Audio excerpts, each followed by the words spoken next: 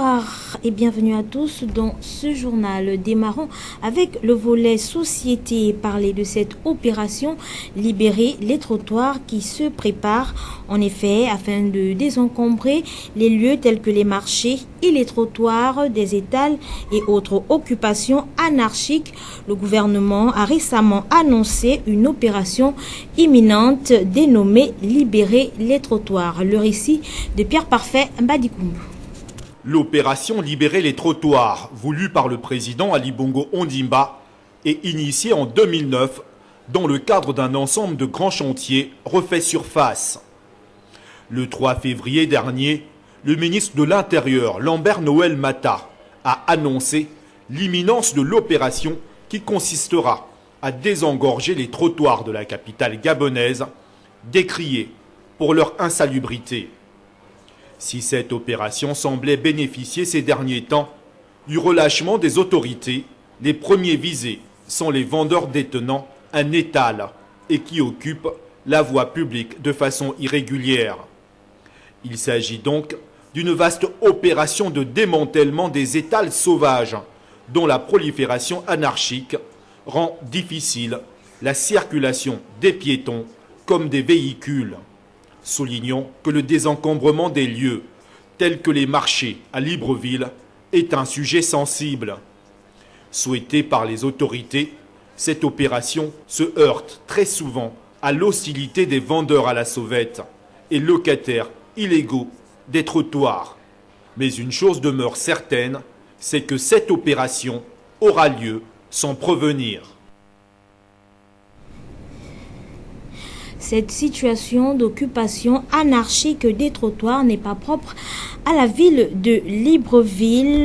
La situation l'est également à Port-Gentil, notamment au quartier Kourou Motocross, où des tas de ferrailles encombrent la voie et favorisent l'insécurité. Les riverains appellent les autorités à réagir. Reportage.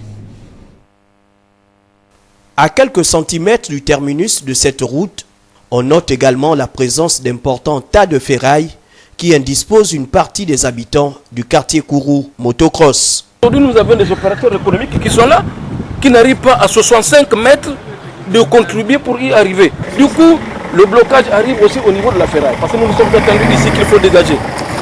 Ça n'arrive pas, tout le monde est bloqué. Depuis le 7 mars 2015 que nous avions eu ce problème-là. Jusqu'à présent, là, aucun signe de vie. Ils se disent que c'est chez nous, nous on avance comme ça, là ce qui arrivera, arrivera. Les reptiles sont tous les jours. Des gros serpents, voilà le gars de la sécurité de Néo qui est là debout, il a été victime. De part et d'autre, si vous traversez là-bas, vous avez, comment on appelle, des serpents noirs. Nous ne sommes pas contre les ferrailleurs qui font leur travail, c'est leur travail. Mais ce que nous demandons à eux, c'est quoi? C'est d'essayer un peu d'aménager, écarter, arranger la route. Aujourd'hui, nous voulons la route. Mais ce n'est pas dans la ferraille qu'on va poser le goudron, on va bitumer la route. Aujourd'hui, regardez comment c'est exposé, comment c'est superposé et tout. Ça peut tomber sur les enfants, ça peut tomber sur la voiture. Et du coup, plus souvent les exploitants de la ferraille, ce ne sont pas les habitants d'ici. Ce sont les habitants d'ailleurs qui viennent faire le désordre ici et ils retournent chez eux. Les démarches effectuées auprès de certaines autorités n'ont jamais abouti selon ce dernier. La ferraille qui est ici là s'encombre et les voleurs se cachent de part et d'autre là où les ferrailles est stockées. En tout cas, nous demandons un secours auprès des responsables municipaux et de la sécurité publique. La fois dernière, on est allé déranger la gendarmerie de l'aéroport. Ils sont venus ici là, on a essayé un peu de discuter avec les responsables, les Ouest-Africains qui sont ici là, qui sont en train de faire leur commerce sur le fer. Voilà. Maintenant, ils sont corrompus. À chaque fois, quand les responsables arrivent, quand nous discutons avec eux, demain matin, les décisions qu'on prenne, ça ne se réalise pas parce que les Ouest-Africains, dans les coins cachés, ils leur donnent de l'argent et puis ils se taisent. Donc voilà pourquoi les ferrailles là n'arrivent pas à se débarrasser. Des arguments qui ont été réfutés par ce ferrailleur. La ferraille n'a pas la route est libre, presque 5 mètres avant la route elle est largement libre. La ferraille ne dérange personne ici, c'est la parole qu'il dit seulement. Sinon on n'a jamais retrouvé les reptiles ou quoi que ce soit ici. On est là presque des années. Alors, la ferraille, nous-mêmes on a envie de laisser la ferraille là-bas.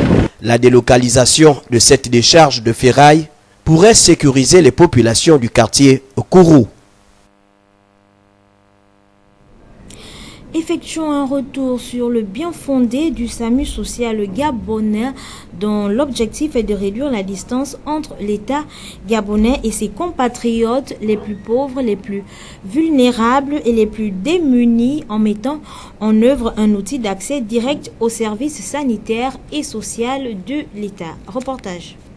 De par sa définition, un SAMU est un service d'aide médicale urgente, en d'autres termes, une médecine mobile d'urgence. Sauf que dans le cas d'espèce, il s'agit du SAMU social qui intègre à la fois l'exclusion, la pauvreté et la précarité qui représentent aujourd'hui les maux centraux de nombreux Gabonais. C'est qu'éventuellement, nous essaierons le plus possible d'accompagner les personnes vulnérables, précaires, exclues qui viendront ici, puisque vous imaginez bien que si on s'arrange à faire abstraction, en tout cas on s'arrange pour que ces populations ne paye pas la consultation en ayant une consultation gratuite, il faudra bien évidemment un accompagnement thérapeutique derrière qui sera fait aux patients selon leur statut de prise en charge initiale, c'est-à-dire assuré ou non assuré. On verra bien, puisque quand on a assuré, des médicaments qui sont donnés par le biais de la CNAMES. Au chevet des couches défavorisées depuis le mois de juillet, son lancement au Gabon proviendrait de l'enquête McKinsey ayant évalué à 38% le pourcentage de Gabonais pauvres avec une tranche de 17% concentrée seulement dans la capitale gabonaise. Par ailleurs, le SAMU social se distingue du SAMU médical du fait de sa gratuité et s'occupe non seulement des malades physiques mais aussi psychosociaux. Une initiative louable obligeant à ajouter au nombre des numéros utiles le 1488 qui est le centre d'appel du SAMU social. En religion, on parle de ce point de presse organisé par le pasteur Alphonse Ngimba en prélude à la croisade qui l'organise les 12, 13 et 14 juin 2018. Croisade dit de miracle, le pasteur Alphonse Ngimba était donc devant la presse afin d'apporter des précisions, notamment les objectifs que vise cette croisade. Nous l'écoutons, il est ici au micro d'Arnomba Bokoum. La particularité, c'est que nous ne voulons pas juste prêcher, mais nous voulons conscientiser, nous voulons véritablement créer une prise de conscience nationale et enfin, nous voulons que ce message puisse revêtir un caractère surnaturel. C'est pourquoi un accent particulier sera mis sur la délivrance, sur la guérison, sur tous les cas impossibles. Il est important au cours d'un tel rassemblement que nous puissions aider l'auditoire à prendre conscience de la puissance de l'amour de Dieu, de la profondeur de l'amour de Dieu, car c'est conscient de cet amour que les hommes vont cesser de vivre comme s'ils étaient livrés à eux-mêmes et donc obligés d'emprunter des voies qui ne sont pas recommandables, des voies que je n'ai pas envie de citer ici. Le troisième axe, c'est tout simplement rendre l'espoir à ceux qui sont dans le besoin et qui ont donc besoin de la manifestation miraculeuse. Aujourd'hui, bien-aimés, chers amis des médias, vous savez que les fléaux sociaux sont tellement nombreux et la maladie est au rang des fléaux qui augmentent même la pauvreté. Nous avons beaucoup de familles qui souffrent des maladies chroniques, des maladies dites incurables, des maladies qui amenuisent le peu d'argent qu'elles gagnent et qui font en sorte que les gens ne vivent plus vraiment pour être heureux, mais ils vivent pour dépenser. Et au cours de cette croisade, nous avons reçu du Seigneur le mandat de guérir ces personnes, de leur apporter une onction spéciale afin que ces personnes témoignent en sortie de cette soirée que le Seigneur les a visités en soulageant leurs maux et en faisant en sorte que le mal, l'infirmité, la chronicité, la maladie dont ils étaient victimes puissent désormais être une histoire du passé. Voici donc en 3 axes donnés les objectifs que nous voulons atteindre derrière ce rassemblement. Place à l'actualité hors de nos frontières. D'abord en Libye, les acteurs de la crise libyenne se réunissent à Paris pour une conférence internationale placée sous les auspices de l'ONU. Objectif, garantir la tenue des élections d'ici la fin de l'année dans un pays toujours en proie au chaos. Reportage. À droite, Fayez Al-Farraj, le chef du gouvernement de Tripoli. À gauche, le maréchal Haftar, l'homme fort de l'Est de la Libye. Les deux frères ennemis se retrouvent ce mardi à l'Élysée autour des autres protagonistes du pays, d'Emmanuel Macron et des représentants d'une vingtaine de pays. Objectif, ouvrir la voie à des élections législatives et présidentielles avant la fin de l'année. Il y a un an, les deux hommes s'étaient déjà retrouvés en France et déjà à l'initiative d'Emmanuel Macron qui, dès le début de son mandat, a fait de la Libye une priorité. Mais depuis cette première réunion à la Celle Saint-Cloud, rien ou presque n'a avancé. Le pays est toujours profondément divisé entre d'un côté le gouvernement d'accord national dirigé par Fayez Al-Farraj et reconnu par la communauté internationale, et de l'autre l'armée nationale libyenne du maréchal Haftar, sans parler des régions contrôlées par les Touaregs et d'autres tribus. Il y a quelques jours, l'ancien Premier ministre Mahmoud Djibril se disait pessimiste sur la tenue d'élections d'ici la fin de l'année. Le pays n'est pas encore prêt. Il faut plus d'unité, plus de consensus, plus d'acceptation des Libyens entre eux, plus d'assurance que personne ne sera exécuté parce qu'il accepte de partager les richesses du pays. Surtout que l'initiative française est déjà critiquée. Dans un communiqué commun, 13 brigades de l'ouest de la Libye annoncent qu'elles ne reconnaissent pas l'initiative de Paris et dénoncent une ingérence étrangère. L'initiative est également remise en question par certains diplomates occidentaux, selon lesquels il existe déjà un processus visant à une réconciliation, un processus mené par l'émissaire spécial de l'ONU, Ghassan Salamé. Allons-y en Corée, cette fois-ci, lors d'une rencontre surprise avec le président sud-coréen samedi, le leader nord-coréen Kim Jong-un a réaffirmé sa volonté de rencontrer Donald Trump le 12 juin à Singapour. Une équipe diplomatique américaine se trouve en Corée du Nord. Reportage. Cette deuxième rencontre a surpris l'ensemble de la communauté internationale. Les deux leaders coréens à nouveau côte à côte dans le très symbolique village de Panmunjom à la frontière. C'est ici qu'ils s'étaient rencontrés pour la première fois le 27 avril. Une rencontre synonyme d'apaisement, comme une preuve de bonne volonté et une main tendue à Donald Trump après l'annulation du fameux sommet du 12 juin. Nous sommes d'accord pour dire que le sommet du 12 juin devrait se tenir et avec succès, et que notre chemin vers la dénucléarisation de la péninsule et la paix éternelle ne devrait pas être stoppé. Nous avons convenu de coopérer pour cela. La main tendue de Kim Jong-un a convaincu Donald Trump, qui semble prêt à renoncer à l'annulation du sommet. Je veux juste dire que tout se passe pour le mieux pour le sommet avec la Corée du Nord. Nous attendons le 12 juin à Singapour, ça n'a pas changé. Nous faisons de beaux progrès. En attendant, une équipe de 30 fonctionnaires de la Maison-Blanche et du département d'État partira bien pour Singapour ce week-end. Nous ouvrons à présent le volet sport de cette édition d'information avec cette déclaration de Jean-Noël Eya, candidat déchu à l'élection du Comité national olympique gabonais. Qu'en est-il très exactement? Retrouvons notre envoyé spécial Mosconi Ngonba. Jamais une élection fédérale ne s'est tenue sans contestation dans le domaine sportif gabonais. 2 mois après sa lourde défaite au poste de président du Comité national olympique opposé au sortant Léon Folquet, Jean-Noël Eya monte au créneau et dénonce les manigances orchestrées par le Comité national olympique qui, après vérification des dossiers des 2 candidats, s'est vu écarté de la course. Compte tenu des irrégularités constatées et dénoncées avant le scrutin, du refus catégorique de communication entre l'équipe sortante du BINO et notre liste, et dans un souci de recherche d'équité et de justice, nous nous sommes sentis obligés de saisir le Conseil d'État pour inexistence juridique des décisions de l'Assemblée générale élective de ce Comité national olympique du 30 mars dernier. Et nous sommes dans cette démarche assistés par Maître Gilbert Fombi, avocat au barreau du Gabon, ici présent.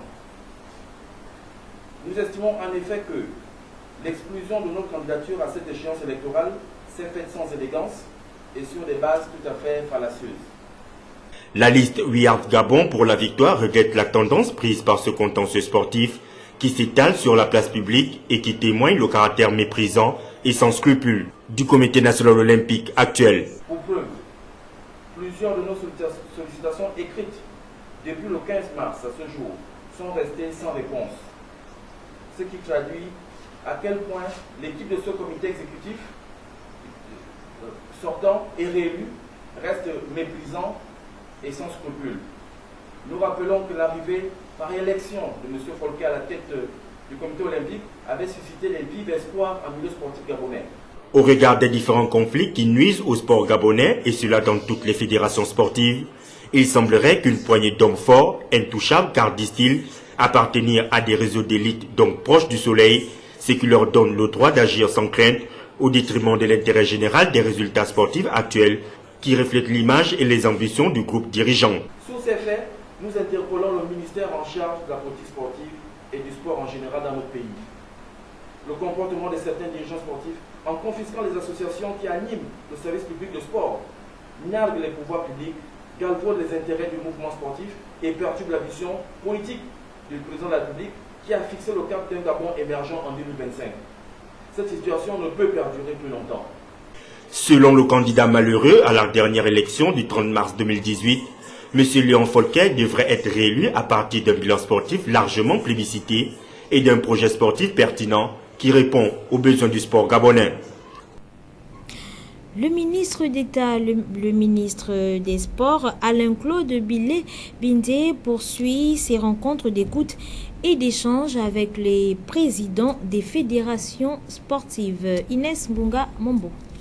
Écouter, cerner les difficultés et trouver ensemble les pistes de solutions était le but visé par cette énième rencontre entre le ministre d'État, ministre des Sports, Alain-Claude Bilé-Bindé, et les présidents des fédérations sportives que compte le pays.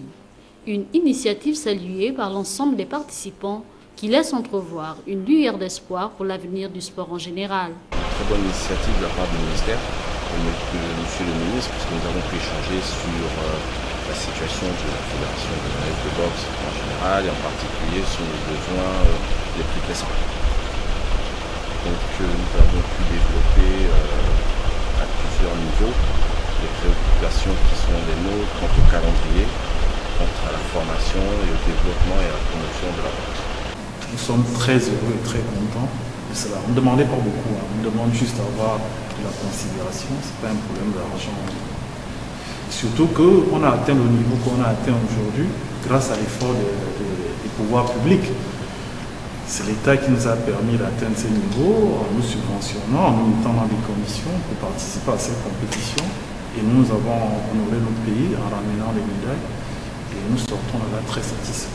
Les problèmes sont quasiment les mêmes dans toutes les fédérations, parmi lesquelles l'absence des sièges, de subventions, pour ne citer que cela. Vous savez que pour la bonne pratique du sport, il faut réunir certaines conditions. Comme vous l'avez si bien dit, ce sont ces conditions-là que nous avons voulu traiter avec monsieur le ministre d'État, notamment, vous l'avez signalé tout à l'heure, problème de siège, problème de subvention. Parce que vous savez, sans siège, on ne peut pas travailler. Et sans subvention, comme on dit le nerf de la guerre, on ne peut rien faire du tout. Voilà pourquoi nous avons voulu, avec monsieur le ministre d'État, essayer de passer en revue tous les promos que nous sommes confrontés.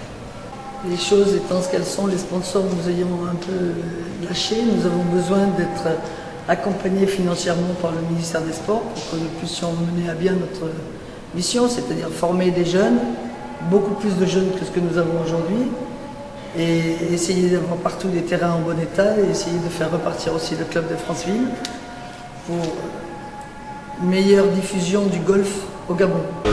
Envisager la création de différentes ligues implique un certain nombre de dispositions. À savoir, il faut trouver les bureaux, il faut trouver un local, il faut trouver un entraîneur. Ça nécessite vraiment une logistique importante dont nous ne disposons pas forcément aujourd'hui.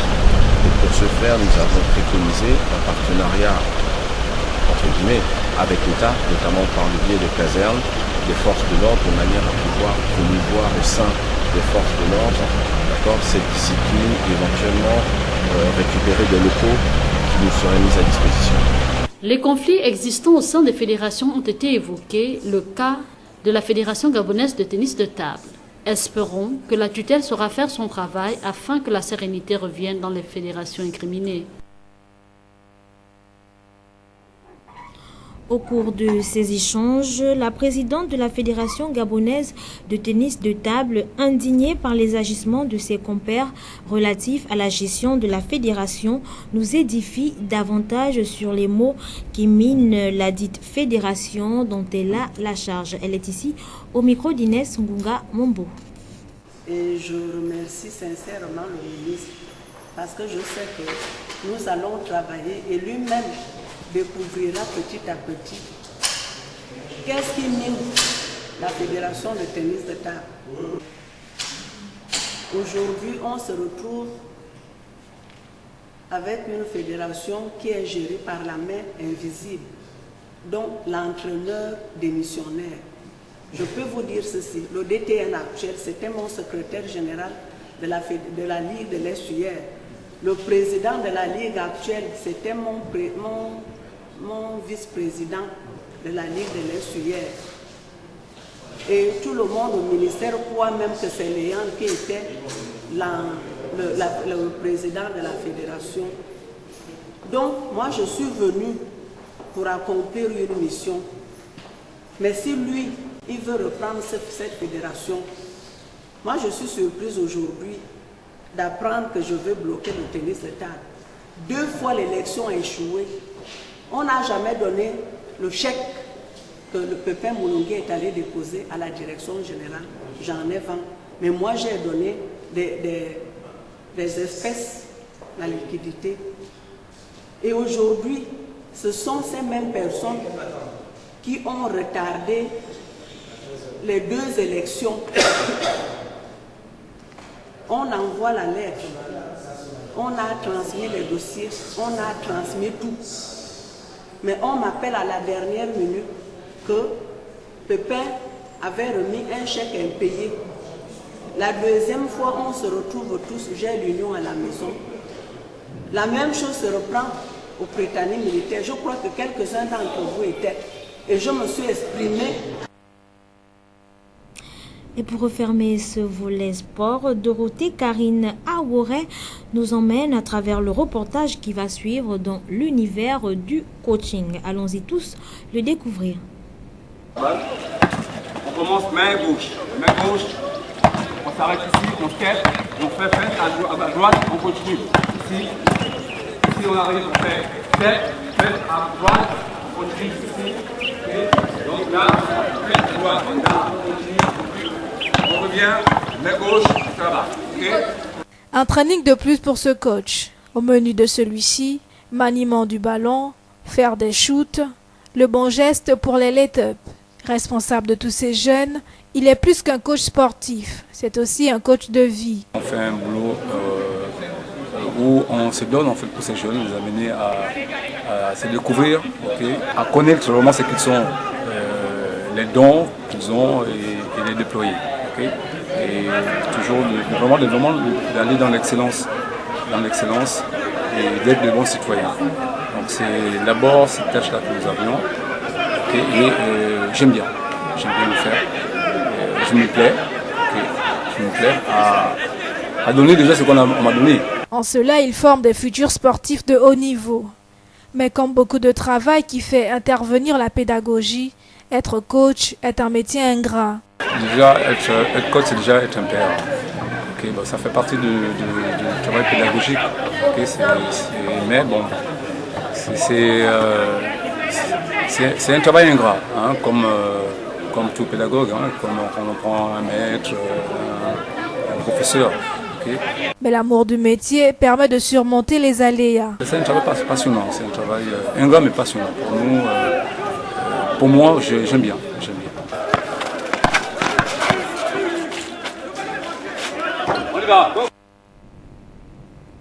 Voilà, point final à ce journal. Merci d'avoir été des nôtres. À demain à la même heure. Au revoir.